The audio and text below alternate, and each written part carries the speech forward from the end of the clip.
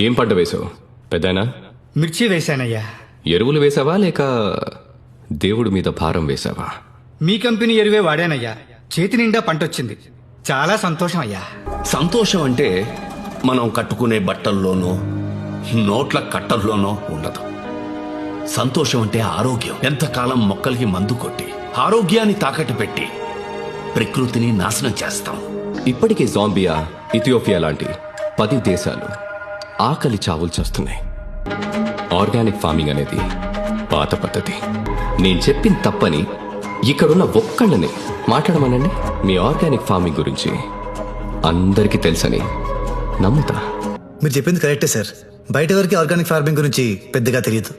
Zambia, Ethiopia లాంటి దేశాల్లో ఆకలి చావులతో చేస్తున్నారనే విషయం కూడా చాలా మందికి తెలియదు సార్. సార్, మీరు కెమికల్స్ ద్వారా ప్రొడక్షన్ పెంచాలని చూస్తున్నారు కదా, మరి మీరెందుకు ఆ దేశాల్లో కంపెనీని స్టార్ట్ చేయలేదు? ఆకలి చావుల నుండి వాళ్ళని కాపాడుండే వాళ్ళు కదా. కానీ మీరు చేయరు. ఎందుకో చెప్పనా? దానికి 2 కారణాలు. ఒకటి డబ్బు. అవి పూర్ కంట్రీస్, అక్కడ మీరు డబ్బు చేసుకోలేరు. రెండోది మట్టి. మన దేశంలో ఉన్న సారవంతమైన మట్టి ఆ దేశాల్లో లేదు. సార్, మట్టి సరిగ్గా లేనప్పుడు ఎన్ని ప్రొడక్ట్స్ వాడితే ఏంటి? ఎందుకంటే మొక్క పెరిగేది మట్టిలో. మీరు దేవుడిని నమ్ముతారా? చెప్పండి సార్. అర్రే, టెక్నాలజీ ఇంత పెరిగినా ఇంకా పాత దేవుణ్ణి నమ్ముతున్నారా? మరి పాతకాలం నుంచి ఆర్గానిక్ ఫార్మింగ్ చేస్తే తప్పేంటి సార్?